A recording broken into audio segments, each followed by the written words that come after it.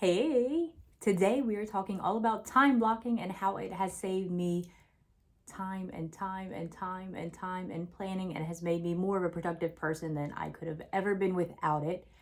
Before I get too far into it, I want to introduce myself for those of you who haven't met me before. My name is Megan Ewing, and I make sure I give all the tips and tricks for entrepreneurs. I want to see everybody win. We can all win sharing the information that helps us most. So that is the goal of my channel, and I am happy you are here.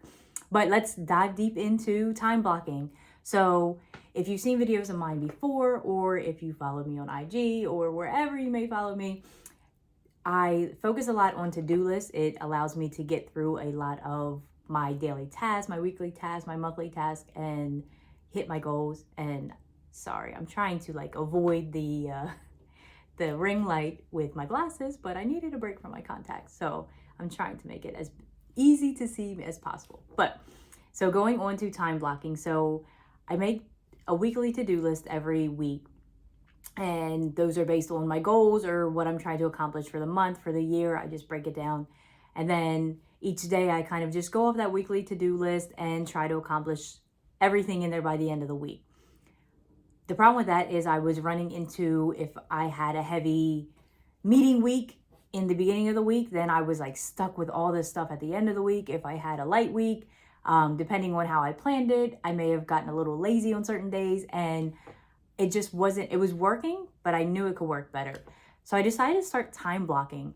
And time blocking is, all it is taking your to-do list or taking your task for the day and breaking it down into the exact time that you're going to do it each day. So it allowed me to incorporate my workouts incorporate, I play pickleball certain days a week. So it allowed me to incorporate all that and then block out the rest of the time.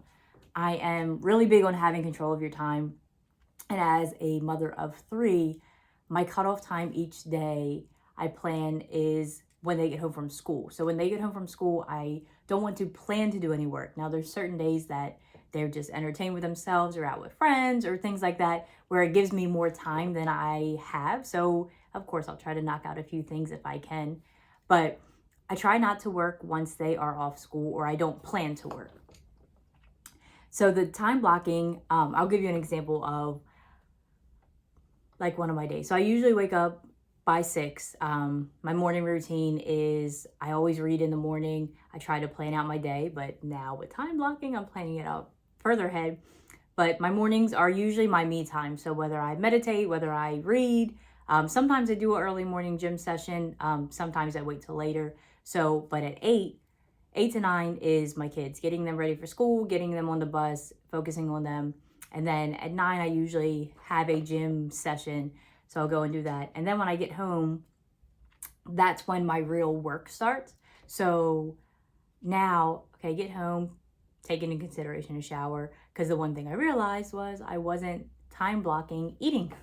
So I would get all this stuff done. And then I'm like, oh my gosh, it's 3 o'clock and I'm starving. So definitely include your meals when you're time blocking. So finish, get back from the gym, and then 11, I'm ready to get going. So whether it's YouTube content, whether it's emails, no matter what it is, give yourself, and I always give myself a little extra, because honestly, if I think the task is going to take an hour, I give myself an hour and a half. 1, usually something might come up and you're not realizing or accounting for it and you need that extra time. Or 2, if nothing does come up and everything runs smoothly in that hour, now you've given yourself a little buffer time. So that might be a sit down and relax time. That might be okay, I can move on to the next thing and get done my daily task early for the day. So always give yourself a little bit of a buffer and include showers, meals. It just makes it a lot easier. But the time blocking started for me because I had decided I want to work as little as possible this summer. And for those of you who don't know, my 6-year-old daughter is a content creator. She does a lot of gaming videos. My husband runs a full-time photography business, and then on top of that has a personal brand that he does content for. So in the house currently and active, because of course there's always ongoing projects, we have my content, my daughter's content, the photography business content, and then my husband's personal brand content. So 4 people kind of going with content at the same time is crazy. So for the summer, I gave myself 3 weeks. I wanted to plan out how can I get all of the content done for the summer by the last day of school. And that's my daughter's content, my content, hopefully some of my husband's content, but the real focus was myself and my daughter, so that way they're all out of the way. And goals wise, I don't think you can time block or set to-do lists without setting your goals. So our goals were, my daughter wants to have 1 video a week released on her YouTube. And she also wants to have like 2 or 3 shorts a week. So not an easy task. So I don't like to let my kids down. And for someone who has as much drive as she does at 6 years old, I wanted to make that a priority. My content is similar, where I want to do 1 long form a week and 3 to 5 shorts a week. But including that, she does not do social media. I do. So then I had to add on my Facebook posts, my Instagram stories. So it's a lot, but I figured out a plan and I set up the content calendar where I could knock all of the content out in 3 weeks and be done for the summer. And not to say I won't have any work, but at least my content's done. And the content tends to be the most time consuming aspect of it.